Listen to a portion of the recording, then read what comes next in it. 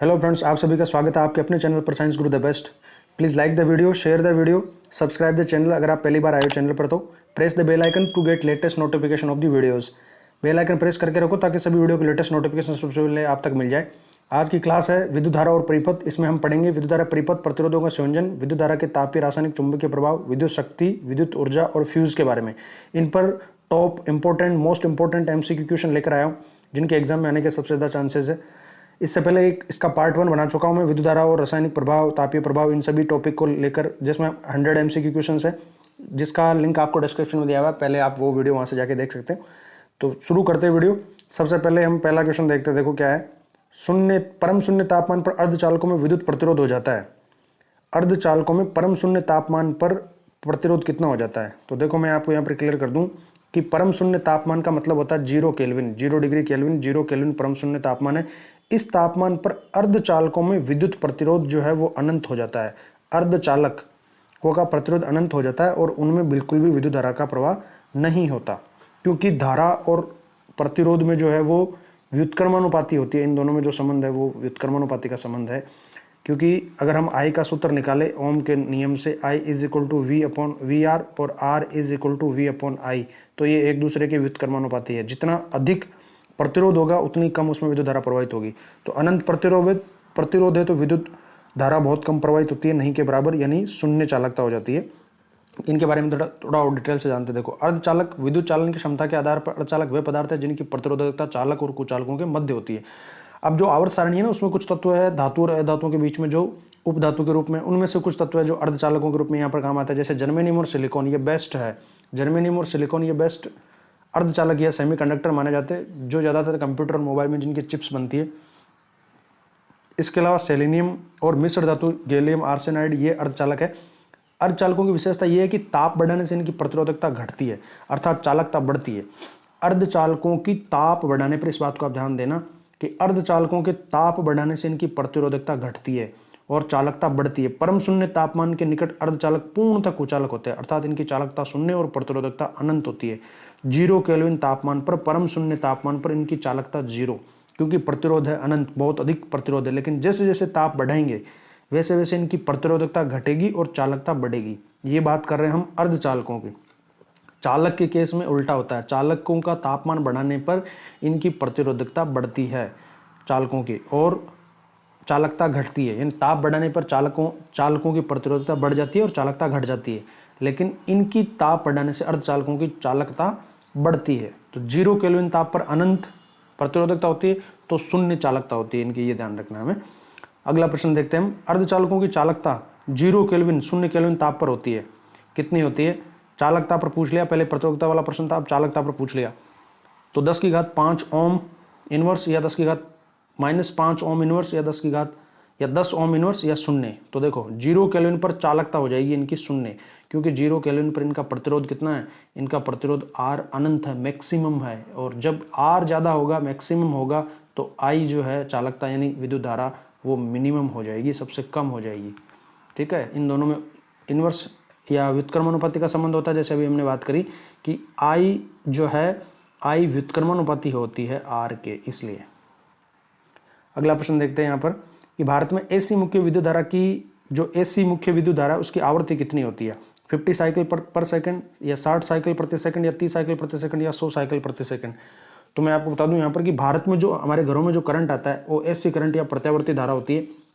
और प्रत्यावर्ती धारा की आवृत्ति भारत में 50 हर्ट्ज है, 50 हर्ट्ज। अमेरिका में ये 60 हर्ट्ज का करंट होता है, लेकिन इंडिया में 50 हर्ट्ज है। हर्ट्ज जो है वो आवृत्ति की इकाई होती है। हर्ट्ज इसका मतलब होता है साइकिल पर सेकंड, साइकिल प्रति सेकंड। तो भारत में 50 साइकिल प्रति सेकंड की आवृत्ति यानी 1 सेकंड में 50 साइकिल प्रति सेकंड का मतलब है कि 1 सेकंड में 50 बार धारा अपनी परिपथ में दिशा बदलती है। तो 50 हर्ट्ज और 220 वोल्ट का करंट हमारे घरों में सप्लाई होता है। वोल्टेज या जो विभवांतर होता है, जो करंट हमारे घरों में आता है, उसका 220 वोल्ट होता है और आवृत्ति उसकी होती है 50 हर्ट्ज। ये ध्यान रखना है। डिटेल से देख लेते हैं कि हमारे घरों में जो विद्युत सप्लाई की जाती है 220 वोल्ट पर प्रत्यावर्ती धारा होती है, उसकी आवृत्ति 50 हर्ट्ज होती है। और घरेलू सप्लाई जो होती है वो 5 एम्पियर तक की होती है हमारे घरों में, और जो पावर लाइन होती है वो 15 एम्पियर तक की होती है। इसको भी थोड़ा सा ध्यान देना कि पावर लाइन जो होती है, जो तारों में जिनसे हमारे घरों तक करंट आता है, वो 15 एम्पियर तक की होती है पावर लाइन, और घर में जो सप्लाई है वो 5 एम्पियर तक की होती है। अगला प्रश्न है विद्युत परिपथ में फ्यूज तार सदैव फेज तार से जुड़ी होनी चाहिए, ये कथन है। फेज तार मतलब लाइव वायर, जो लाइव वायर होता है लाल रंग का, उससे जुड़ी होनी चाहिए। दूसरा इसका कथन है कि फ्यूज तार ऐसे पदार्थ की बनी होनी चाहिए जिसका गलनांक कम हो। अब इन दोनों में से हमें बताना है कि दोनों कथन गलत है या दोनों सही है, या एक सही पहला और दूसरा गलत है, या पहला गलत और दूसरा सही है। दोनों कथनों को ध्यान से देखो। पहला है कि विद्युत परिपथ में फ्यूज तार सदैव फेज तार से जुड़ी होनी चाहिए, लाइव वायर से जुड़ी होनी चाहिए। ये स्टेटमेंट बिल्कुल सही है, क्योंकि फ्यूज तार को हमेशा जो लाल रंग का, रेड कलर का जो लाइव वायर होता है, जिसको हम फेज वायर कहते हैं, उसमें ही जोड़ा जाना चाहिए। ठीक है। और ये एक सुरक्षा उपकरण होता है फ्यूज वायर, जिसकी मेन विशेषता ये होती है कि इसका गलनांक कम होता है। ये फ्यूज तार ऐसे पदार्थ की बनी होनी चाहिए जिसका गलनांक कम हो, तो ये स्टेटमेंट भी ठीक है। कम गलनांक होने से जैसे ही इसकी जो लिमिट है उससे ज़्यादा इसमें से विद्युत धारा बहेगी। आई का मान, जैसे मान लो एक फ्यूज वायर हमने यूज़ किया, उसकी रेटिंग है 3 एम्पियर। इसका मतलब है कि इसमें 3 एम्पियर तक का करंट मैक्सिमम अलाउेबल है। अधिकतम करंट जो इसमें से प्रवाहित हो सकता है विद्युत धारा, वो 3 एम्पियर है। जैसे ही मान लो शॉर्ट सर्किट या और किसी वजह से 3 एम्पियर से ज़्यादा करंट इसमें से प्रवाहित होगा, तो इसमें ज़्यादा ऊष्मा उत्पन्न होगी। उसमें प्रभाव, धारा के उसमें प्रभाव पर काम करता है फ्यूज, और धारा का उसमें प्रभाव ये कहता है कि प्रवाहित धारा, जो धारा प्रवाहित करने पर जो ऊष्मा उत्पन्न होती है वो करंट के वर्ग के समानुपाती होती है, प्रतिरोध के समानुपाती होती है और समय के समानुपाती होती है। तो जैसे ही करंट यहाँ से ज़्यादा प्रवाहित होगा, I², ज़्यादा हीट प्रोड्यूस होगी, ज़्यादा ऊष्मा उत्पन्न होगी, जिसकी वजह से इसका गलनांक, क्योंकि इसका कम गलनांक है, तो ये अपने गलनांक बिंदु पर पहुँच जाएगा और ये वहाँ से पिघल जाएगा, और पिघल कर ये सर्किट को ब्रेक कर देगा, सर्किट को तोड़ देगा, जिससे आगे करंट की सप्लाई नहीं होगी, आगे विद्युत धारा प्रवाहित नहीं होगी, और हमारे उपकरण वो सुरक्षित रह जाएंगे।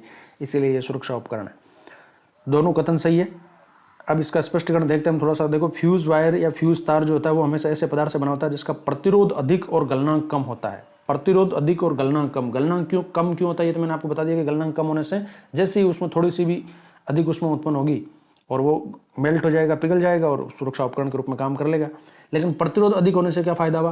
प्रतिरोध अधिक इसलिए रखा जाता है क्योंकि जिसका जितना अधिक प्रतिरोध होगा उसमें उतनी कम विद्युत धारा जाएगी, क्योंकि R और I इनवर्सली प्रोपोर्शनल होते हैं, व्युत्क्रमानुपाती होते हैं। I और R के बीच में क्या संबंध है? R = V/I, ये फॉर्मूला होता है। ठीक है। तो R का मान जितना अधिक होगा उतना I कम होगा, तो फ्यूज तार के प्रतिरोध का मान अधिक होना चाहिए ताकि उसमें करंट कम से कम कंज्यूम करे, वो करंट कम से कम खुद खर्च करे। ऐसी हमें फ्यूज तार को इसीलिए तो लगाना चाहिए। फ्यूज तार अगर वो खुद फ्यूज तार विद्युत धारा का उपभोग करने लगेगा तो आगे जो उपकरण है उनको विद्युत या I का मान उतना नहीं मिलेगा। इसलिए इसका रेसिस्टेंस बहुत ज़्यादा रखा जाता है, प्रतिरोध बहुत ज़्यादा रखा जाता है, ताकि ये खुद I को उपभोग कम करे, यानी खुद विद्युत खर्च ना करे। इसलिए R अधिकतम होना चाहिए। तो हम फ्यूज तार ऐसा लेते हैं जिसका गलनांक कम हो और प्रतिरोध अधिक हो। तो अधिक प्रतिरोध और कम गलनांक, जिससे कि परिपथ में अत्यधिक धारा का प्रवाह होने पर यह गर्म होकर पिघल जाता है तथा परिपथ को असंबद्ध कर देता है, तोड़ देता है। इस प्रकार फ्यूज तार विद्युत धारा के उष्मे प्रभाव को दर्शाता है। ये प्रश्न है यहाँ से कि फ्यूज तार किस प्रभाव पर काम करता है? उष्मे प्रभाव पर काम करता है, विद्युत धारा के उष्मे प्रभाव पर काम करता है। जैसे ही इसमें अधिक, इसकी लिमिट से अधिक करंट प्रवाहित होगा तो इसमें ज़्यादा उष्मा उत्पन्न हो जाएगी, इस सूत्र के अनुसार H = I² RT, इसके हिसाब से। और ज़्यादा I का मान होते ही ज़्यादा उष्मा प्रवाहित उत्पन्न होगी और वो पिघल जाएगा, तो उसमें प्रभाव पर काम करता है। फ्यूज तार इस प्रकार का होना चाहिए कि वे केवल उतनी ही विद्युत धारा को अपने में से होकर गुजरने दे जितनी घरेलू उपकरणों के लिए परिचालन के लिए आवश्यक है। आवश्यक स्तर से अधिक धारा के प्रवाहित होने पर फ्यूज तार गर्म होकर पिघल जाता है। और फ्यूज बना किसका होता है? तो ये देखो, अच्छा प्रश्न है। यहाँ से ये प्रश्न भी बन सकता है कि फ्यूज तांबे, टिन और शीशे की मिश्र धातु से बना होता है। तांबा, टिन और शीशा, तीनों याद रखो। तांबा, टिन और शीशे की मिश्र धातु का बना होता है और इसका गलनांक कम होता है। ये परिपथ के साथ श्रेणी क्रम में जोड़ा जाता है, हमेशा श्रेणी क्रम में जोड़ा जाता है। ठीक है। समानांतर क्रम में तो I का मान अलग हो जाएगा, इसलिए श्रेणी क्रम में एक समान I रहती है, इसलिए इसको श्रेणी क्रम में जोड़ा जाता है। अगला प्रश्न है, फ्यूज से संबंधित है कि एक विद्युत फ्यूज तार की क्या विशेषता होनी चाहिए? निम्न गलनांक या निम्न विशिष्ट प्रतिरोध, उच्च गलनांक या निम्न विशिष्ट प्रतिरोध, निम्न गलनांक और उच्च विशिष्ट प्रतिरोध, या उच्च गलनांक और उच्च विशिष्ट प्रतिरोध। तो अभी हमने डिस्कस किया कि फ्यूज तार कैसा होना चाहिए। फ्यूज तार ऐसा होना चाहिए जिसका गलनांक निम्न हो, लेकिन प्रतिरोध कैसा हो? उच्च प्रतिरोध हो, ताकि वो खुद कम खर्च करे विद्युत को। तो ऑप्शन तीसरा यहाँ पर ठीक है कि निम्न गलनांक और उच्च विशिष्ट प्रतिरोध वाली धातु या मिश्र धातुओं से, जिसमें तांबा, टिन और शीशा, ये तीन याद रखो, इनसे बना होता है फ्यूज। अगला प्रश्न, फ्यूज तार बना होता है, इसी पर पूछ लिया। तो फ्यूज तार बना होता है, अभी मैंने आपको बताया, तांबे, टिन और शीशे की मिश्र धातु से बना होता है, जिसका कम गलनांक होता है और उच्च विशिष्ट प्रतिरोध होता है, श्रेणी क्रम में जोड़ा जाता है। एक सुरक्षा उपकरण है। जो लघु पतन शॉर्ट सर्किट को रोकता है। फ्यूज तार जिस आधार पर कार्य करता है वह है, किस आधार पर काम करता है, तो ये धारा के ऊष्मीय प्रभाव पर काम करता है। ये भी मैंने आपको बताया, फ्यूज तार ऊष्मीय प्रभाव पर काम करने वाली युक्ति है, उपकरण है। निम्न में से कौन सा लक्षण फ्यूज वायर के लिए उपयुक्त नहीं है? फ्यूज वायर के लिए कौन सा लक्षण उपयुक्त नहीं है कि अन्य तारों से अधिक प्रतिरोध, पतला और छोटा, निम्न गलनांक, स्थूल और छोटा। इनमें से कौन सा सही नहीं है फ्यूज तार के लिए? भाई फ्यूज तार का प्रतिरोध अन्य तारों से अधिक होना चाहिए, ये बात बिल्कुल सही है। प्रतिरोध अधिक होना चाहिए तभी तो वो कम खर्च करेगा विद्युत। ये पतला और छोटा होना चाहिए, पतला और छोटा होना चाहिए। इसका निम्न गलनांक होना चाहिए, स्थूल और छोटा होना चाहिए। देखो निम्न गलनांक होना चाहिए, ये हमने दोनों बातें बता ली। निम्न गलनांक होगा तभी तो ये पिघलेगा, ज़्यादा गलनांक होगा तो अधिक करंट इसमें से बह रहा है फिर भी ये पिघलेगा नहीं, तो ये ठीक है। निम्न गलनांक होना चाहिए, अन्य तारों से अधिक प्रतिरोध होना चाहिए, ये भी ठीक होना चाहिए। अब पतला और छोटा या स्थूल और छोटा, इनमें से क्या कौन सा सही है? तो देखो यहाँ पर हमें ध्यान देना है कि फ्यूज तार को कैसा होना चाहिए, पतला और छोटा होना चाहिए, मोटा और छोटा नहीं होना चाहिए, यानी ये नहीं होना चाहिए। तो ऑप्शन यहाँ पर सही ऑप्शन चौथा है, स्थूल और छोटा नहीं होना चाहिए, मोटा नहीं होना चाहिए पतला, यानी उसकी मोटाई अधिक नहीं होनी चाहिए। जैसे ये मोटाई की बात करें हम, अनुप्रस्थ काट के क्षेत्रफल की बात करें, इसकी एरिया की, ये इसका अधिक नहीं होना चाहिए, ये पतला होना चाहिए, पतला और छोटा होना चाहिए। ज़्यादा लंबाई भी नहीं होनी चाहिए, पतला होना चाहिए और छोटा होना चाहिए। क्यों होना चाहिए? क्योंकि इसका रेसिस्टेंस हमें अधिक रखना है, और रेसिस्टेंस आर जो है वो समानुपाती होता है किसके? लेंथ के। जिसकी जितनी अधिक लेंथ है उतना ज़्यादा रेसिस्टेंस होगा। लेकिन क्रॉस सेक्शन के एरिया के क्या होता है? व्युत्क्रमानुपाती होता है रेसिस्टेंस का मान। तो अगर किसी का क्रॉस सेक्शन का एरिया, अनुप्रस्थ काट का क्षेत्रफल ज़्यादा है तो उसका आर का मान कम होगा। तो हमें मोटा नहीं रहना है, क्योंकि मोटे तार का जो प्रतिरोध है वो क्या होगा? मोटे तार का प्रतिरोध कम होगा। हमें अधिक प्रतिरोध चाहिए यहाँ पर, तो हमें पतला ही चाहिए, ज़्यादा मोटा फ्यूज तार नहीं लेना है। तो फ्यूज तार कैसा होना चाहिए? पतला होना चाहिए, छोटा होना चाहिए, अन्य तारों से अधिक प्रतिरोध वाला होना चाहिए और निम्न गलनांक वाला होना चाहिए। स्थूल नहीं होना चाहिए, मोटा नहीं होना चाहिए। अगला प्रश्न, किसी दिए गए धातु के तार की विद्युत प्रतिरोधकता निर्भर करती है। किसी तार की विद्युत प्रतिरोधकता किस पर निर्भर करती है? उसकी लंबाई पर, उसके अनुप्रस्थ काट के क्षेत्रफल पर, उसकी आकृति पर, या उसके पदार्थ की प्रकृति पर? सही उत्तर कौन सा है? तो देखो यहाँ पर मैं आपको बताऊं कि दो राशियों की हम बात कर रहे हैं। एक बात कर रहे हैं हम प्रतिरोध की, एक जिसको हम कहते हैं प्रतिरोध, जिसको हम लिखते हैं आर, ठीक है, और प्रतिरोध का मात्रक होता है ओम। प्रतिरोध जो है वो निर्भर करता है चार चीज़ों पर। एक तो पदार्थ की लंबाई पर, इसके समानुपाती होता है। दूसरा वो निर्भर करता है अनुप्रस्थ काट के क्षेत्रफल पर, इसके व्युत्क्रमानुपाती होता है प्रतिरोध। तीसरा वो निर्भर करता है पदार्थ की प्रकृति पर, कि वो किस पदार्थ का बना हुआ है, यानी वो लोहा है कि तांबा है कि चांदी है, क्या है, पदार्थ की प्रकृति पर। और चौथा वो निर्भर करता है तापमान पर। इन चार चीज़ों पर निर्भर करता है कौन? प्रतिरोध, ठीक है। अब प्रतिरोधकता अलग है, प्रतिरोधकता को विशिष्ट प्रतिरोध भी कहते हैं। तो प्रतिरोधकता क्या है और प्रतिरोधकता किन किन चीजों पर निर्भर करती है उसकी हम बात करते हैं। देखो प्रतिरोध का सूत्र अगर हम बनाए तो प्रतिरोध का सूत्र क्या बनेगा? यहां से प्रतिरोध का अगर हम सूत्र बनाना चाहे तो प्रतिरोध का सूत्र बनेगा कि आर समानुपाती एल, आर व्युत्क्रमानुपाती ए। इन दोनों को अगर हम एक साथ सूत्र में लिखे तो हम लिखेंगे आर समानुपाती एल बटा ए।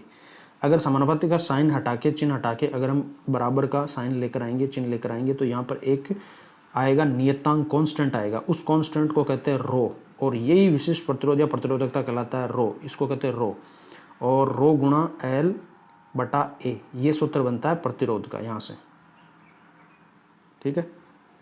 अब यहाँ पर ये जो रो है इसको हम प्रतिरोधकता कहेंगे, पदार्थ की, या विशिष्ट प्रतिरोध कहेंगे। तो ये प्रतिरोधकता या विशिष्ट प्रतिरोध का अगर हम यहाँ से सूत्र बनाए तो क्या सूत्र बनेगा? यहाँ से सूत्र बनेगा, अब देखो इसके नीचे एक मान लेते हैं, ठीक है, मान लो इसके नीचे एक है। अब इन दोनों को हम क्रॉस गुणा करते हैं, वज्र गुणा करते हैं, और इन दोनों को क्रॉस गुणा करते हैं। तो रो गुणा एल गुणा एक, यानी रो एल, तो रो एल बराबर हो गया आर गुणा ए, आर गुणा ए। अब हमें तो रो का सूत्र बनाना है, प्रतिरोधकता का सूत्र बनाना है, तो रो बराबर हो जाएगा एल, इसके नीचे भाग में आ जाएगा, डिवाइड में आ जाएगा, यानी आर गुणा ए बटा एल। ये सूत्र बन गया प्रतिरोधकता का, यानी प्रतिरोध गुणा अनुप्रस्थ काट का क्षेत्रफल बटा लंबाई, ठीक है। अगर इसकी यूनिट की बात करें हम, यूनिट क्या बनेगी? तो देखो आर की यूनिट होती है ओम, एरिया की, क्षेत्रफल की यूनिट होती है मीटर स्क्वायर, और लंबाई की यूनिट होती है मीटर। तो इस मीटर स्क्वायर से ये मीटर कैंसिल हो जाएगा, तो ओम गुणा मीटर। प्रतिरोधकता की इकाई क्या आ गई?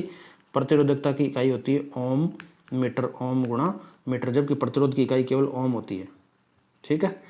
अब प्रतिरोधकता कैसे कहते किसे हैं? अगर मान लो यहाँ आर का मान 1 ओम है और एक ऐसा तार या एक ऐसा चालक है जिसका प्रतिरोध 1 ओम है, उसके अनुप्रस्थ काट का क्षेत्रफल 1 मीटर स्क्वायर है और उसकी लंबाई 1 मीटर है। तब देखो 1 गुणा 1 गुणा 1, 1 गुणा 1 ऊपर 1 बटा 1 यानी 1, तो उसकी प्रतिरोधकता क्या आ जाएगी? 1 आ जाएगी। यानी वो उसकी प्रतिरोधकता किसके बराबर हो जाएगी? प्रतिरोध के बराबर हो जाएगी। तो प्रतिरोधकता क्या हुई? प्रतिरोधकता प्रतिरोधी हो गया। किसका प्रतिरोध? एक ऐसे चालक का जिसका अनुप्रस्थ काट का क्षेत्रफल 1 वर्ग मीटर हो और जिसकी लंबाई 1 मीटर हो, उसका प्रतिरोधी उसकी प्रतिरोधकता कहलाती है। अब ये प्रतिरोधकता केवल 2 चीजों पर निर्भर करती है। पहला कि उस पदार्थ की प्रकृति पर निर्भर करती है और दूसरा निर्भर करती है तापमान पर। बस ये 2 ही चीजें हैं जिस पर प्रतिरोधकता निर्भर करती है। प्रतिरोध इन चारों चीजों पर निर्भर करता है, आकृति पर निर्भर नहीं करता। 3 तो ये है और चौथी चीज है तापमान। तो प्रतिरोध R जो होता है वो इन चारों पर निर्भर करता है। प्रतिरोध किस पर? उसकी लंबाई पर, लंबाई के समानुपाती होता है। उसके अनुप्रस्थ काट के क्षेत्रफल पर निर्भर करता है। प्रतिरोध अनुप्रस्थ काट के क्षेत्रफल के व्युत्क्रमानुपाती होता है। आकृति पर निर्भर नहीं करता, उसके पदार्थ की प्रकृति पर निर्भर करता है और तापमान पर निर्भर करता है। लेकिन प्रतिरोधकता जो रो है, रो इज इक्वल टू R गुणा A बटा L, ये इसका सूत्र है। ठीक है, और ये निर्भर करती है केवल पदार्थ की प्रकृति पर और तापमान पर। ये 2 ही चीजों पर निर्भर करती है प्रतिरोधकता। इसको विशिष्ट प्रतिरोध भी कहते हैं। अगला प्रश्न, यदि परिपथ में 12 ओम के 4 प्रतिरोधक 12 वोल्ट की बैटरी से समानांतर क्रम में जुड़े हैं तो परिपथ का तुल्य प्रतिरोध क्या होगा? देखो, तुल्य प्रतिरोध कैसे निकालना है और समांतर और श्रेणी क्रम में किस तरह से निकालना है, तो मैं आपको बता दूं कि प्रतिरोधों का संयोजन हम 2 तरीके से कर सकते हैं। देखो, ये वाला श्रेणी क्रम है और ये वाला समानांतर क्रम में संयोजन है प्रतिरोधों का। अगर इस तरह से प्रतिरोध जुड़े हुए हो जैसा श्रेणी क्रम में है कि यहाँ पर पहला R1 प्रतिरोध का दूसरा सिरा दूसरे R2 प्रतिरोध के पहले सिरे से और R3 का पहला सिरा R2 के दूसरे सिरे से एक के बाद इस तरह से ऐसे लाइन में श्रेणी में जुड़े हो तो वो श्रेणी क्रम है। और जब तीनों के एक सिरे एक बिंदु पर, जैसे मान लो ये बिंदु A है, तीनों दोनों जितने प्रतिरोध है और उनका दूसरा सिरा एक बिंदु पर, जैसे इन तीनों का दूसरा सिरा ये इस B बिंदु पर, इस तरह से जुड़े हुए तो समानांतर क्रम संयोजन होता है। श्रेणी और समांतर क्रम में आपको बता दूं कि श्रेणी क्रम में, ये जो श्रेणी क्रम है यहाँ पर श्रेणी क्रम में धारा का मान I का मान समान रहता है, I का मान समान होता है। और श्रेणी समानांतर क्रम में I धारा का मान अलग अलग होता है, अलग अलग होता है। विभवांतर की बात करते हैं, यहाँ पर जो विभवांतर है, एक चीज समान होगी दूसरी चीज अलग होगी। विभवांतर या विभव, यहाँ पर श्रेणी क्रम में जो विभव का मान है वो असमान होगा, यानी सबके लिए अलग अलग होगा। और यहाँ पर V का मान सबके लिए समान होगा, समान होगा। अब इसको समझते हैं थोड़ा सा, कैसे समान और कैसे अलग होगा। देखो, धारा की दिशा हमेशा प्लस से माइनस की तरफ मानी जाती है। तो यहाँ से जो विद्युत धारा निकलेगी बैटरी के प्लस वाले टर्मिनल से, ये धारा यहाँ से प्रवाहित होकर हुए इसमें से R1 में से जाएगी, वही धारा R2 में से जाएगी और वही धारा R3 में से जाएगी, क्योंकि धारा को प्रवाहित होने के लिए केवल यही एक ही रास्ता है और कोई रास्ता नहीं है। तो समान धारा बहेगी। अब विभवांतर होता है किसी प्रतिरोध के 2 सिरों के बीच। मान लो इस प्रतिरोध के ये 2 सिरे, एक ये और एक ये, इन दोनों सिरों के बीच में अगर हम यहाँ पर वोल्टमीटर लगाएंगे तो वो इन दोनों सिरों के बीच का विभवांतर नापेगा, और यहाँ जो वोल्टमीटर होगा वो इन दोनों सिरों के बीच का विभवांतर नापेगा। यहाँ जो वोल्टमीटर होगा वो इसके R3 के सिरों के बीच का विभवांतर नापेगा।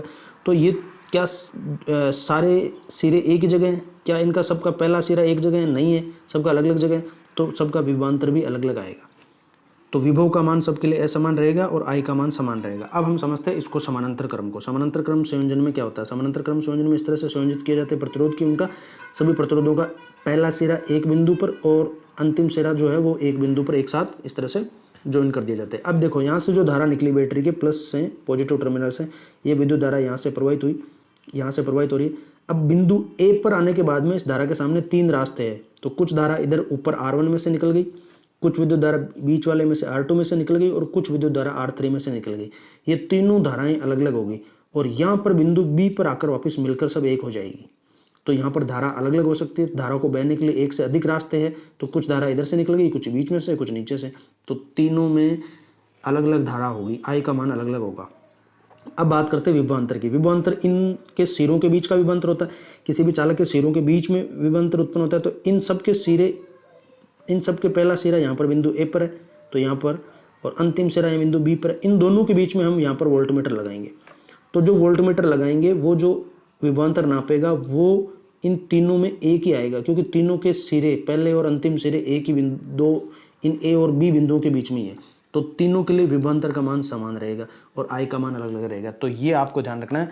श्रेणी क्रम में धारा का मान सबके लिए समान होता है और विभवांतर का मान अलग अलग होता है, लेकिन समानांतर क्रम में धारा का मान अलग अलग होता है और विभवांतर का मान समान रहता है। अब देखो इनके फायदे और नुकसान देखते हैं। अगर यहाँ पर आप एक भी इंस्ट्रूमेंट, अगर आपको इनमें से मान लो ये एक उपकरण है श्रेणी क्रम में कि यहाँ पर अलग उपकरण है और यहाँ पर अलग उपकरण है, R2 की जगह और R3 की जगह अलग उपकरण है। अगर आप यहाँ से स्विच ऑन करोगे ना तो तीनों एक साथ चलेंगे क्योंकि तीनों का एक ही परिपथ बन रहा है। तो ये नुकसान, इसलिए घरों में इसको उपयोग नहीं किया जाता श्रेणी क्रम का। समानांतर क्रम में आप अलग अलग स्विच लगा सकते हो। जैसे ये R1 के लिए यहाँ पर एक स्विच लगा दिया आपने अलग, तो ये अगर आप स्विच ऑन करोगे तो ये चलेगा, अगर ये स्विच ऑफ रखोगे तो ये नहीं चलेगा बीच वाला, और नीचे वाला अगर ऑफ रखोगे तो ये नहीं चलेगा। ठीक है, तो अलग अलग स्विच ऑन रख सकते हैं हम और अलग अलग उपकरण को अलग अलग समय पर हम काम में ले सकते हैं, इसलिए ये वाला काम में लेते हैं समानांतर क्रम घरों में। इसके अलावा और देखो, श्रेणी क्रम में सब में एक समान धारा प्रवाहित होगी, तो क्या जितनी एक उपकरण को धारा चाहिए उतनी दूसरे को चाहिए, उतनी तीसरे को चाहिए? नहीं, सबको अलग अलग चाहिए। तो इसमें तो एक जैसी समान धारा प्रवाहित होगी, तो ये घर के लिए ठीक नहीं है। जबकि इसमें धारा का मान समानांतर क्रम में आप देखो, यहाँ से ऊपर वाले में से R1 में से अलग धारा जाएगी, R2 में से अलग धारा जाएगी और R3 में से अलग धारा जाएगी। तो जिसका जितना प्रतिरोध है उसके हिसाब से वो अलग अलग अपनी धारा लेकर अलग अलग उपकरण अपने हिसाब से काम कर लेंगे। और यहाँ पर वोल्टेज सबके लिए अलग अलग आएगा श्रेणी क्रम में। वोल्टेज का मान, क्योंकि V1 का अलग मान आएगा यहाँ पर, V2 का यहाँ पर मान अलग आएगा और V3 का मान यहाँ पर अलग आएगा। जबकि यहाँ पर समानांतर क्रम में सबका V का मान सबके लिए समान होगा। तो हमारे घरों में जो V आता है, वोल्टेज आता है लाइन में, वो 220 वोल्ट आता है, तो सबको 220 वोल्ट का करंट मिलेगा। तो धारा वोल्टेज के मान में कमी नहीं आएगी, इससे मशीन अच्छे से काम करेगी, उसके जलने के चांस नहीं रहेंगे। तो समानांतर क्रम घरों में काम में लिया जाता है और श्रेणी क्रम घर में काम में नहीं लिया जाता। श्रेणी क्रम की बजाय समानांतर क्रम इसलिए ज़्यादा अच्छा है। ठीक है, अब इनका तुल्य प्रतिरोध कैसे निकालेंगे इसकी बात करते हैं हम। कि एक परिपथ में 12 ओम के 4 प्रतिरोधक है और 12 वोल्ट की बैटरी से समानांतर जुड़े हुए हैं। समानांतर जुड़ने का मतलब है कितने हैं? 4 प्रतिरोध है, तो समानांतर मतलब एक इस तरह से जुड़े हुए, ये पहला, ठीक है, फिर ये दूसरा, ये तीसरा और ये चौथा। इस तरह से समानांतर क्रम में जुड़े हुए चारों के सिरे, एक सिरा एक जगह है और एक सिरा एक जगह, इस तरह से। और ये बैटरी से जुड़े हुए, और बैटरी कितने वोल्ट की है? 12 वोल्ट की बैटरी है। यहाँ पर स्विच है और यहाँ पर एमीटर जोड़ दिया, ये बन गई। अब इस V का मान, इस बैटरी का जो वोल्टेज है वो V का मान है 12 वोल्ट, 12 वोल्ट की बैटरी है। ठीक है, तो तुल्य प्रतिरोध निकालना है हमको। परिपथ का तुल्य प्रतिरोध कितना होगा? तुल्य प्रतिरोध का मतलब कुल प्रतिरोध कितना होगा? तो समानांतर क्रम में तुल्य प्रतिरोध का जो सूत्र है वो ये है, देखो, कि तुल्य प्रतिरोध का व्युत्क्रम 1/Rp is equal to R parallel is equal to 1/R1 plus 1/R2 plus 1/R3। 3 है तो इतना ही हो जाएगा। 4 है यहाँ पर प्रतिरोध, तो हम एक और ले लेंगे। जितने प्रतिरोध है उनको इस तरह से उनके व्युत्क्रम का हम योग निकालेंगे, तो हमारे पास तुल्य प्रतिरोध के व्युत्क्रम का योग आ जाएगा। फिर उससे हम तुल्य प्रतिरोध निकाल लेंगे इस तरह से। अब ये 12-12 ओम के चारों के चारों का मान, इसका भी 12 ओम है, इसका भी 12 ओम है, इसका भी 12, इसका भी 12, सबका। तो यहाँ पर R1, R2, R3, R4 सबकी का मान क्या आ जाएगा? 12-12 ओम आ जाएगा। तो देखो हम निकाल रहे 1/Rp, यानी व्युत्क्रम निकाल रहे तुल्य प्रतिरोध का, तो व्युत्क्रम हो जाएगा 1 यानी 1/12 प्लस 1/12 प्लस 1/12 और प्लस 1/12 4 बार हो जाएगा। ठीक है, यहाँ तक समझ में आ गया आपको? अब मैं इसको आगे करके बताता हूँ किस तरह से होगा। देखो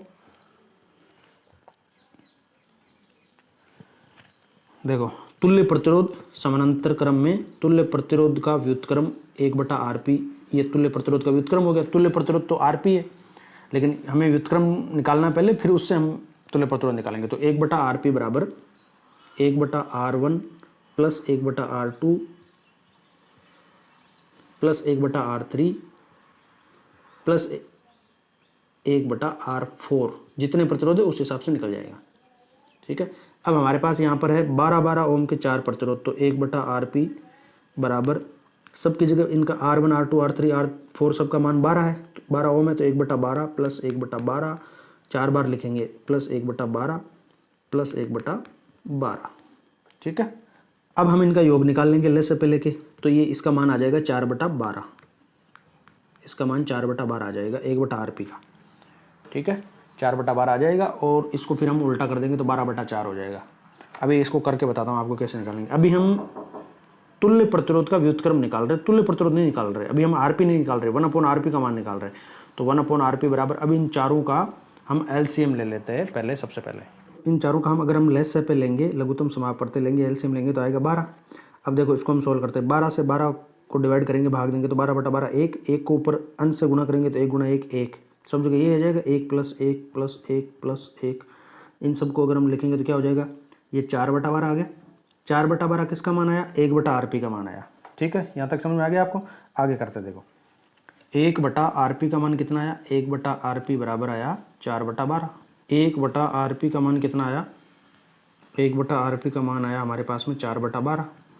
अब ये तो तुल्य प्रतिरोध का व्युत्क्रम है, तुल्य प्रतिरोध नहीं है। अभी हमें तुल्य प्रतिरोध आरपी निकालना है, तो हम क्या करेंगे, इसको उल्टा कर देंगे। यानी आरपी निकालने के लिए जो 4/12 है ना, इसको हम उल्टा कर देंगे, इसको ऊपर और इसको नीचे ऐसे, तो 12/4 हो जाएगा ये। और 12/4 कितना हो जाएगा, 3। तो आरपी का मान कितना आ जाएगा, 3। यानी तुल्य प्रतिरोध कितना हो जाएगा, 3 हो जाएगा। देखो, जब भी अगर हमें समानांतर क्रम में तुल्य प्रतिरोध निकालना हो और सभी प्रतिरोधों का मान समान हो, जैसे यहाँ पर 12 ओम है, इस तरह से 12-12 ओम के हो, 10-10 ओम के, 4-4 ओम के, यानी उनका प्रतिरोध का मान समान है, तो हमारे पास में एक सीधा सा सूत्र है समानांतर क्रम में निकालने का, और वो सूत्र है R/N। यानी प्रतिरोध कितना है बटा n, n यानी संख्या, कितने प्रतिरोध है। जैसे यहाँ पर R का मान कितना है, 12 ओम है, 12 बटा ऐसे कितने प्रतिरोध है, n 12 ओम के कितने प्रतिरोध है, 4 प्रतिरोध है, तो 12/4। तो 12/4 कितना होता है, 3 ओम। तो तुल्य प्रतिरोध कितना आ जाएगा, 3 ओम आ जाएगा। ये सूत्र R/N याद रखो समानांतर क्रम के लिए तुल्य प्रतिरोध निकालने का। और निकालना कैसे है, जब अलग अलग प्रतिरोध हो तब भी मैंने आपको बता दिया। अभी वो 1/rp वाले सूत्र से निकाल लेंगे। पहले हम तुल्य प्रतिरोध का व्युत्क्रम निकाल लेंगे। ये 1/rp, ये जो मान आएगा ना उसको उल्टा कर देंगे, यानी नीचे नीचे जो हर वाला है उसको अंश बना देंगे, अंश वाले को हर बना देंगे। जैसे यहाँ पर अभी हमने किया ना कि 1/r1, तो ये सूत्र है 1/r1 + 1/r2 + 1/r3 समानांतर क्रम के लिए ये सूत्र है। तो इससे हम सोल्व कर लेंगे जो भी होंगे। अगर श्रेणी क्रम है, ये तो समांतर क्रम की बात हुई, अगर श्रेणी क्रम है जिसमें एक प्रतिरोध के साथ में दूसरा और दूसरे के साथ में तीसरा इस तरह से जुड़ा हुआ है, ये श्रेणी क्रम है, तो यहाँ पर श्रेणी क्रम में सीधा सा फॉर्मूला है, श्रेणी क्रम का तुल्य प्रतिरोध R श्रेणी, R सीरीज, RS बराबर R1 + R2 + R3। इस तरह से सीधा योग करना है बस। जैसे मान लो यहाँ पर 12-12 ओम के 3 है श्रेणी क्रम में जुड़े हुए, तो तुल्य प्रतिरोध कितना हो जाएगा, 12 ओम + 12 ओम + 12 ओम 36 ओम। कुल प्रतिरोध श्रेणी क्रम में सभी प्रतिरोधों का योग हो जाता है, इसलिए श्रेणी क्रम में प्रतिरोध बहुत अधिक होता है। और जब प्रतिरोध अधिक रहेगा तो धारा कम रहेगी, क्योंकि धारा और प्रतिरोध में क्या संबंध है, व्युत्क्रम का संबंध है। R व्युत्क्रमानुपाती होता है I के। ठीक है, तो जिसका जितना अधिक प्रतिरोध है उसमें कम धारा जाएगी, तो यहाँ धारा कम रहेगी किसमें, श्रेणी क्रम में। जबकि समानांतर क्रम में क्या होता है कि समानांतर क्रम में जो तुल्य प्रतिरोध आता है वो हमेशा सबसे छोटा या सबसे कम प्रतिरोध होता है, या तो उसके बराबर या उससे भी कम आता है। तो प्रतिरोध, कुल प्रतिरोध, तुल्य प्रतिरोध घट जाता है, इसलिए समानांतर क्रम अच्छा माना जाता है संयोजन। जैसे अभी यहाँ 12 ओम है, 12-12 ओम के 4, अगर 12-12 ओम के नहीं होके, अगर ये मान लो ये 1, 2, 3 और 4 ओम के 4 प्रतिरोध होते हैं, और वो इस तरह से मान लो समानांतर क्रम में जुड़े हुए ऐसे, तो इनका तुल्य प्रतिरोध जो सबसे कम प्रतिरोध है ना उससे भी कम आएगा। सबसे कम प्रतिरोध क्या है, 1, या तो इसके बराबर या इससे भी कम आएगा। चलो सोल्व करके देखते हैं कैसे आता है। तो देखो 1/rp निकालना पहले, तो 1/rp बराबर इनका तुल्य प्रतिरोध निकालने के लिए हम इनका 1/r1 + 1/r2 + 1/r3 इस तरह से निकालेंगे। 1/r1 + 1/r2 + 1/r3 + 1/r4 ये सूत्र, ठीक है।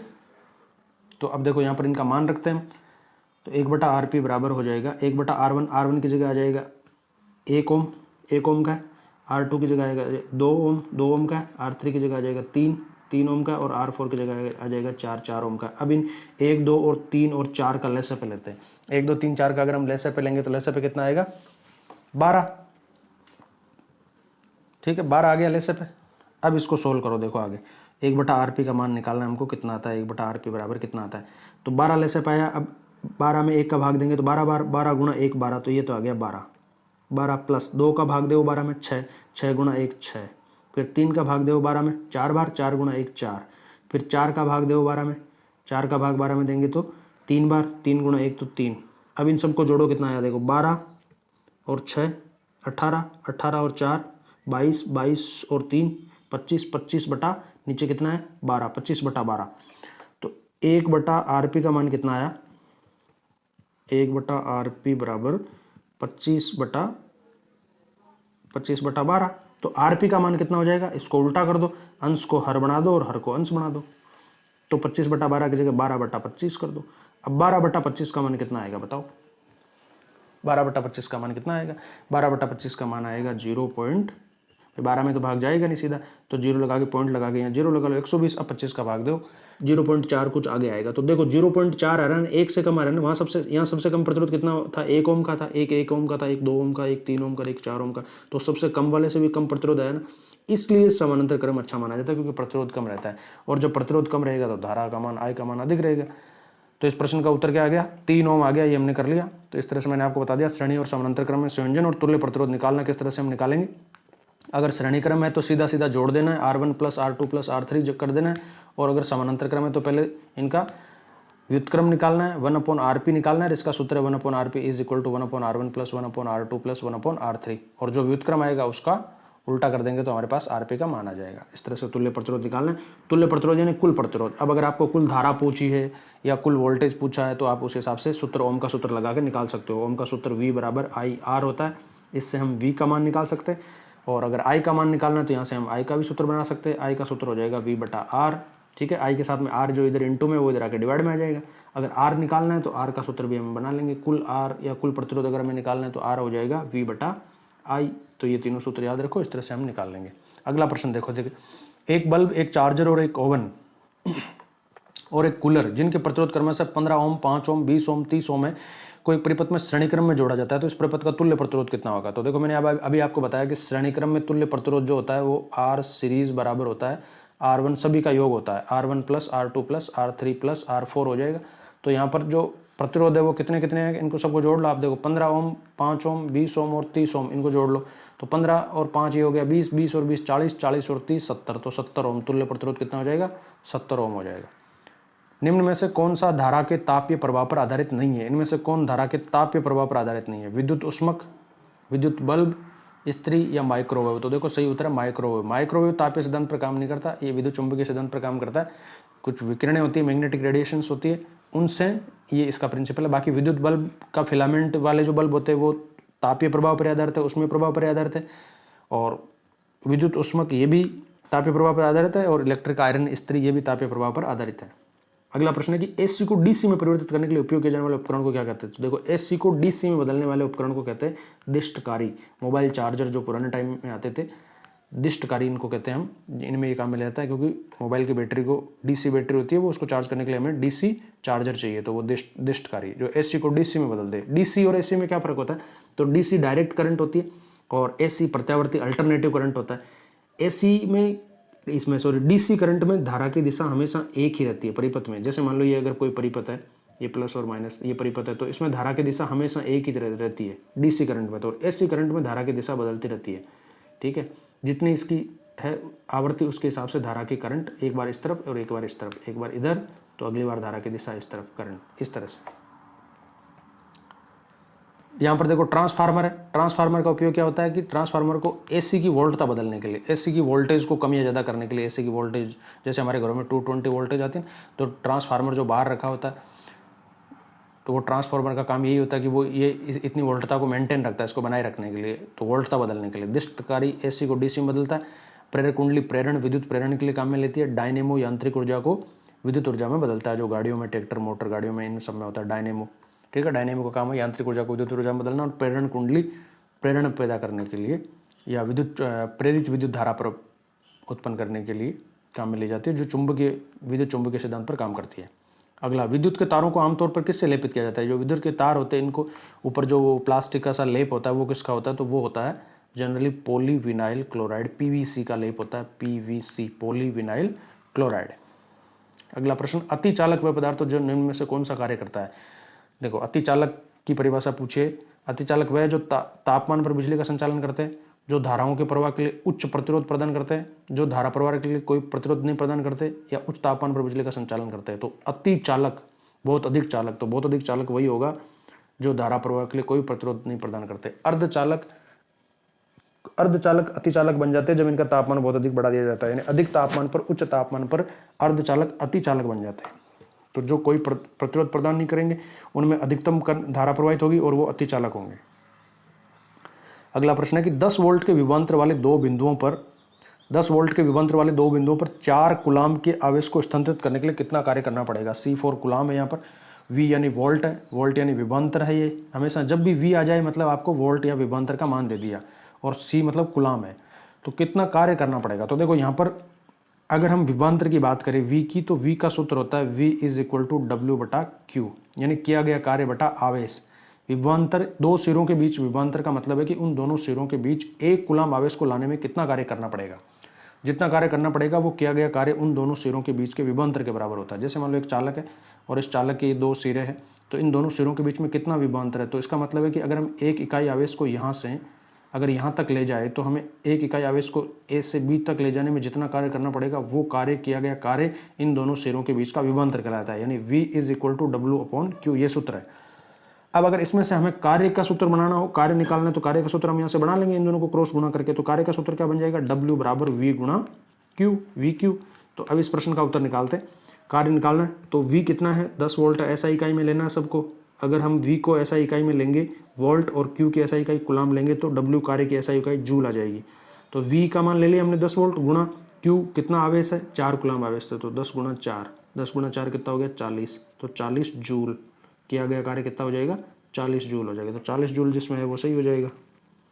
40 जूल नहीं है, इसमें गलती से लिख गया, ऑप्शन डी है ये, मान लो 40 जूल है, तो 40 जूल यहाँ पर सही आंसर आ जाएगा। बढ़ते अगले प्रश्न की तरफ। एक विद्युत परिपथ में दो बिंदुओं के बीच एक इकाई आवेश को स्थानांतरित करने में किया गया कार्य है। ये देखो अभी मैंने आपको बताया ये कार्य विभव है कि विद्युत धारा है कि शक्ति है कि प्रतिरोध है, तो ये विद्युत विभव है, यहाँ पर आएगा विभव। ठीक है, एक विद्युत परिपथ में दो बिंदुओं के बीच में, जैसे मान लो एक विद्युत परिपथ है, ये प्लस है और ये माइनस है, ठीक है, और ये विद्युत परिपथ है।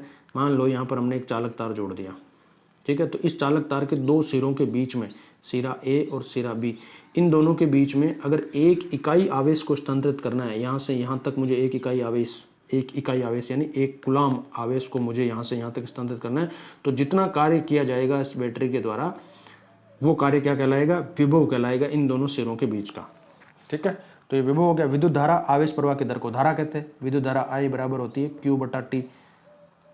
Q आवेश प्रवाह की दर, किसी भी राशि की दर का मतलब है कि उसको समय से भाग देना है कि प्रति इकाई समय में कितने आवेश, तो Q बटा T। I होता है विद्युत धारा। विद्युत शक्ति कार्य करने की दर को शक्ति कहते हैं, या ऊर्जा परिवर्तन की दर को शक्ति कहते हैं। तो शक्ति पावर का सूत्र होता है पावर बराबर एनर्जी बटा टाइम E बटा T, ऊर्जा बटा समय या कार्य बटा समय W बटा T, ये विद्युत शक्ति होती है। प्रतिरोध होता है ओम, और प्रतिरोध जो है वो, प्रतिरोध का मतलब है कि धारा प्रवाह के रास्ते में रुकावट। ठीक है, धारा के प्रवाह के रास्ते की रुकावट R, और प्रतिरोध का सूत्र होता है ओम के सूत्र से, क्योंकि ओम का सूत्र है V बराबर IR, तो R का सूत्र हो जाएगा V बटा I। धारा के रास्ते में रुकावट प्रतिरोध कहलाता है। प्रतिरोध का मात्रक ओम होता है, शक्ति का ऐसा ही मात्रक वाट होता है, विद्युत धारा का ऐसा ही मात्रक एम्पियर होता है, और विभव का मात्रक वोल्ट होता है। अगला प्रश्न देखते हैं कि 9 ओम, 4 ओम और 12 ओम मान के 3 प्रतिरोध समानांतर में जुड़े परिपथ का समतुल्य प्रतिरोध क्या होगा। यानी तुल्य प्रतिरोध या कुल प्रतिरोध हमें यहाँ पर पूछ लिया, और समानांतर क्रम में जुड़े हुए। तो समानांतर क्रम ये क्रम होता है, मैंने आपको बताया, इस तरह से 3 प्रतिरोध अगर ऐसे जुड़े हुए हैं तो ये समानांतर क्रम कहलाता है। जैसे मान लो ये 3 प्रतिरोध इस तरह से जुड़े हुए, तो ये समानांतर प्रतिरोध हो जाएगा।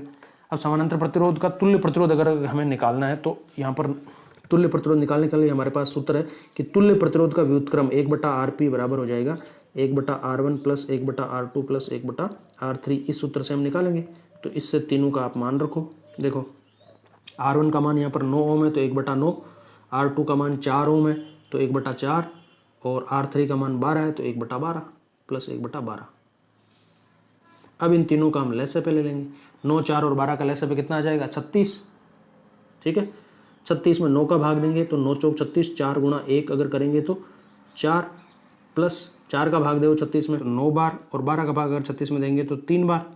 ठीक है, ऊपर तो 1 है इसलिए गुणा करने की जरूरत ही नहीं है। अब इनको जोड़ लो, 9 और 4 और 3 को एक साथ योग कर लो, तो 9 और 4 13, 13 और 3 13 और 3 16, 16/36। 16/36 किसका मान है, 1/RP का। हमें चाहिए RP का मान, तो RP का मान निकालने के लिए हम क्या करेंगे, जो 16/36 है इसको उल्टा कर लो, इन्हें 36/16, तो 36/16 करो। 16 एकम 16, 16 दूने 32, 2 बार जाएगा, 2 पॉइंट। अब आगे कितना जाएगा, 4 बच गया, 4 को 40 लगा लो, पॉइंट लगा के, तो 2.40 में 16 का भाग दो, 2 बार जाएगा 32। ठीक है, तो 2.2, तो ऑप्शन ये वाला ठीक हो जाएगा, 2.2 वाला। तो इस तरह से आपको तुल्य प्रतिरोध निकालना है। अगला प्रश्न है कि आकाश से बिजली से बचने के लिए सभी ऊंची संरचनाओं पर तड़ित चालकों का प्रयोग किया जाता है। आकाश से बिजली से बचने के लिए तड़ित चालक, जो बेंजामिन फ्रैंकलिन ने बताया था, इसका आविष्कार किया था कि आकाश से बिजली से बचने के लिए जो ऊंची बिल्डिंग है उनमें ऊपर हमें क्या लगाना चाहिए, तड़ित चालक लगाना चाहिए। ये तड़ित चालक कैसा होना चाहिए, इस पर प्रश्न है कि तड़ित चालक कैसा होना चाहिए। ऊर्ध्वाधर छड़ के रूप में, किसी भी आकार का हो सकता है, नुकीले किनारों के साथ अच्छे चालक जैसे तांबे का बना होना चाहिए या अच्छे चालक से बना होना चाहिए, लेकिन किसी भी आकार का हो सकता है। तो सही उत्तर यहाँ पर है सी। तड़ित चालक को कैसा होना चाहिए, नुकीले किनारों के साथ होना चाहिए, क्योंकि ये अच्छा एक चुंबकीय क्षेत्र के रूप में कार्य करेगा नुकीले किनारों के साथ में। और अच्छे चालक यानी तांबे का बना होना चाहिए, तांबे का बना होता है। तो जो ऊंची बिल्डिंग होती है उनमें तांबे का बना हुआ नुकीले किनारों का तड़ित चालक लगा दिया जाता है ऊपर। आकाश से बिजली से अगर कभी चार्ज ट्रांसफर होता है तो वो चार्ज सीधा जो है आवेश यहाँ से होते हुए बिल्डिंग को नुकसान नहीं पहुंचाता, और नीचे इसका कनेक्शन जमीन में कर दिया जाता है, कॉपर की प्लेट गाड़ के जमीन के बाहर। तो ये जमीन उस बिल्डिंग की सुरक्षा कर लेता है आकाश से बिजली से। तड़ित चालक, तो तड़ित चालक कैसा होना चाहिए, नुकीले किनारों वाला होना चाहिए और तांबे का बना होना चाहिए। अगला प्रश्न है श्रेणी क्रम में प्रतिरोधकों का समतुल्य प्रतिरोध हमेशा, श्रेणी क्रम में समतुल्य प्रतिरोध हमेशा कैसा होता है। 4 ऑप्शन है यहाँ पर सही उत्तर। पहला है कि प्रतिरोधकों में सबसे कम घटक प्रतिरोधकों में सबसे कम मान वाले से भी कम होता है, ये तो समानांतर क्रम में होता है, तो ये ऑप्शन तो है नहीं। घटक प्रतिरोधकों के मध्य मान के बराबर होता है, औसत निकालना ही नहीं है। घटक प्रतिरोधकों में से सबसे अधिक और सबसे कम मान वाले के बीच का होता है, या घटक प्रतिरोधकों के जोड़ के बराबर होता है, तो ऑप्शन डी सही है। सीरीज में श्रेणी क्रम में जो तुल्य प्रतिरोध होता है आर सीरीज आर एस, वो सभी घटक प्रतिरोधों के योग के बराबर होता है। R S is equal to R1 plus R2 plus R3 plus R4, इस तरह से। ठीक है, अगला प्रश्न देखते हैं। एक माइक्रो एम्पियर विद्युत धारा निम्न में से कौन सी है। एक माइक्रो एम्पियर 10 की घात -4 एम्पियर, या 10 की घात -5, या 10 की घात -6, या -7। तो सही उत्तर है 10 की घात -6। देखो 1 मिली एम्पियर ये 1 मिली एम्पियर होती है 10 की घात -3। ठीक है, 10 की घात -3, यानी 1 एम्पियर में 1000 मिली एम्पियर होते हैं। मिली मतलब 1000, जैसे लीटर में मिलीलीटर 1000, तो 1 मिली का मतलब 1000। तो 1 एम्पियर में कितने मिली एम्पियर होते हैं, 10 की घात -3। और माइक्रो का मतलब होता है 10 की घात -6। 1 माइक्रो एम्पियर, जिसको ऐसे यू करके लिखते हैं माइक्रो एम्पियर, तो 1 माइक्रो एम्पियर का मतलब है 10 की घात -6 एम्पियर। ठीक है, चलो अगले प्रश्न की तरफ बढ़ते। ताप बढ़ने से चालक का प्रतिरोध बढ़ता है, घटता है, बढ़ता घटता नहीं है, या इनमें से कोई नहीं। तो हमेशा याद रखो, ओम का नियम तभी चालकों पर लागू होता है जब ताप स्थिर रहता है। V समानुपाती I, ये ओम का नियम है। ओम के नियम के अनुसार किसी चालक के सिरों के बीच में उत्पन्न विभवांतर V का मान धारा जो उसमें प्रवाहित हो रही है उसके समानुपाती होता है। लेकिन ओम का नियम तभी एप्लीकेबल है, तभी लागू होता है जब ताप समान हो, समान ताप पर। अब ताप बढ़ने से चालक का प्रतिरोध आप याद रखो हमेशा बढ़ता है। ताप बढ़ने से चालकों का प्रतिरोध बढ़ता है और धारा उनमें कम बहती है। जबकि अर्धचालक जो होते हैं, अर्धचालक या अर्धचालकों का तापमान बढ़ने के साथ साथ उनका प्रतिरोध कम होता है और उनमें धारा का प्रभाव बढ़ता है। तो यहाँ पर इसका सही उत्तर है ताप बढ़ने से चालक का प्रतिरोध बढ़ता है, ए। अगला प्रश्न देखते हैं। निम्न में से कौन सा पद विद्युत परिपथ में विद्युत शक्ति को निरूपित नहीं करता। इनमें से कौन सा विद्युत शक्ति का सूत्र नहीं है। I²R, IR², या VI और या V²/R, इनमें से कौन सा शक्ति का सूत्र नहीं है। तो देखो शक्ति का मुख्य सूत्र जो है ना, विद्युत शक्ति, जब वैसे शक्ति की हम बात करते हैं ना, तो शक्ति होती है कार्य बटा समय, W/T, या ऊर्जा परिवर्तन की दर E/T, ये सूत्र होता है। लेकिन जब हम विद्युत शक्ति की बात करते हैं तो विद्युत विभवांतर और धारा के क्रम में इसको हम मानते हैं P = VI, ये याद रखो, ये पहला मुख्य सूत्र है। अब यहाँ से अगर आप V का सूत्र और I का सूत्र इसमें रखोगे तो और इसके P के सूत्र बन जाएंगे। जैसे पहला सूत्र तो ये हो गया P = VI। अब मुझे इसमें V का सूत्र रखना है यहाँ पर, तो V क्या होता है, V बराबर होता है IR। भाई ओम के नियम से V बराबर IR होता है ना, V बराबर IR होता है ओम के नियम से। तो मैं यहाँ V की जगह अगर IR रखूँ तो सूत्र क्या बन जाएगा, P = V की जगह मैंने लिख दिया IR गुणा I पहले से है ही, तो I²R हो गया ना, तो I²R ये भी इसका सूत्र हो गया। तो ये वाला सही है ही, और ये C वाला ये मुख्य सूत्र है ही 2। अब मैं अगर यहाँ पर I का सूत्र रखता हूँ, अगर I का सूत्र रखता हूँ ओम के नियम से, तो I का सूत्र यहाँ से क्या बनेगा, I का सूत्र यहाँ बन जाएगा V/R, I बराबर V/R। अब मैं यहाँ पर I का सूत्र रखता हूँ तो P बराबर, देखो V तो है ही, अब मुझे I का सूत्र रखना है यहाँ पर I की जगह, तो इस I की जगह मैं I का ये सूत्र रख देता हूँ V/R, तो V/R, तो V गुणा यानी V², तो V²/R मेरे पास एक सूत्र और आ गया, V²/R, तो ये भी। तो अब कौन सा बच गया, ये वाला। तो ये ऑप्शन से ये बी वाला कि ये सूत्र नहीं है धारा विद्युत शक्ति का, बाकी सारे इसके सूत्र है, मेन सूत्र है। तो 3 सूत्र बन गए। पहला सूत्र बना P = VI, ठीक है। अब अगर हम v का सूत्र लगा देंगे तो ये सूत्र बन जाएगा आई स्क्वायर आर, और अगर हम i का सूत्र यहाँ रखेंगे तो सूत्र बन जाएगा v स्क्वायर बटा आर। ये 3 सूत्र है। अगला प्रश्न है कि R ओम प्रतिरोध वाले N प्रतिरोध को समानांतर क्रम में जोड़ने पर तुल्य प्रतिरोध क्या होगा। तो तुल्य प्रतिरोध समानांतर क्रम में हमेशा याद रखो, तुल्य प्रतिरोध हमेशा होता है R बटा N। जैसे अभी हमने वो ऊपर एक प्रश्न किया था कि 12 ओम के 4 प्रतिरोध अगर समानांतर क्रम में जुड़े तो तुल्य प्रतिरोध कितना आएगा। उस प्रश्न का उत्तर 3 आया था। तो यहाँ पर R का मान रखना ऊपर तो 12 और नीचे कुल संख्या प्रतिरोधों की N 4, तो 12 बटा 4 3 ओम। तो R बटा N ये याद रखो, R बटा N तुल्य प्रतिरोध अगर समान है, प्रतिरोधों का मान समान है, R यानी सबका 4-4 ओम है या 5-5 ओम है, तब ये काम करेगा। अगला प्रश्न है किसी बल्ब से 1 मिनट में 120 कूलम आवेश प्रवाहित हो रहा है तो प्रवाहित धारा का मान कितना होगा। हमें क्या पूछा है, धारा यानी I का मान निकालना है। अब दिया हुआ क्या है 1 मिनट में, 1 मिनट मतलब टाइम दे दिया, टाइम आपको गिवन है कितना 1 मिनट है। 1 मिनट में कितने टाइम की SI इकाई लेनी है, जब यहाँ पर भी SI इकाई की बात हो रही है। 120 कूलम का आवेश, तो आवेश दे दिया आपको, आवेश कितना दे दिया 120 कूलम, और T का मान कितना दे दिया 1 मिनट। 1 मिनट यानी 60 सेकंड, 1 गुना 60 यानी 60 सेकंड, तो यहाँ हम इसको ले लेंगे 60 सेकंड। ठीक है। अब पूछा क्या है I, तो Q I और T का क्या सूत्र है, यानी I का सूत्र होता है Q बटा T, क्योंकि I विद्युत धारा क्या है, आवेश प्रवाह की दर यानी टोटल आवेश या कुल आवेश बटा कुल लगा समय आवेश को प्रवाहित होने में। ये तो कुल आवेश हमारे पास यहाँ पर Q का मान कितना है 120 कूलम बटा कुल समय सेकंड में कितना 1 मिनट यानी 60 सेकंड, तो 120 बटा 60, तो 0 से 0 कैंसिल, 6 से 12 2 बार कैंसिल, तो 2 आ गया। आंसर क्या आ गया 2 एम्पियर। बी ऑप्शन ठीक है, 2 एम्पियर। अगला प्रश्न, किसी बल्ब में 220 वोल्ट पर 2 एम्पियर की धारा प्रवाहित होती है तो फिलामेंट का प्रतिरोध कितना होगा। देखो 220 वोल्ट, V लगा दिया, V का मतलब ये V का मान दे दिया आपको। V कितना है 220 वोल्ट है, पहले से दे रखा है 220 वोल्ट, आपको V का मान दे दिया 2A, A यानी एम्पियर, यानी ये I का मान है, I का मान दे दिया 2 एम्पियर। पूछा क्या है, प्रतिरोध R पूछा है। तो R का सूत्र क्या होता है भाई, ओम के सूत्र से, ओम का नियम जो है V बराबर IR है। इससे अगर हम R का सूत्र बनाएंगे तो R का सूत्र क्या बन जाएगा, R का सूत्र बन जाएगा V बटा I। भाई जो I है वो इसके साथ में इंटू में, वो इधर आकर डिवाइड में आ जाएगी, इधर भाग में हो जाएगी I, तो V बटा I R का सूत्र हो गया। अब V का मान रखो ऊपर, नीचे उसको डिवाइड कर दो I के मान से, V बटा I कर दो, तो V का मान कितना दिया हुआ है 220 वोल्ट, तो 220 वोल्ट बटा I का मान कितना दे रखा है यहाँ पर 2 एम्पियर, 2 एम्पियर 220 बटा 2।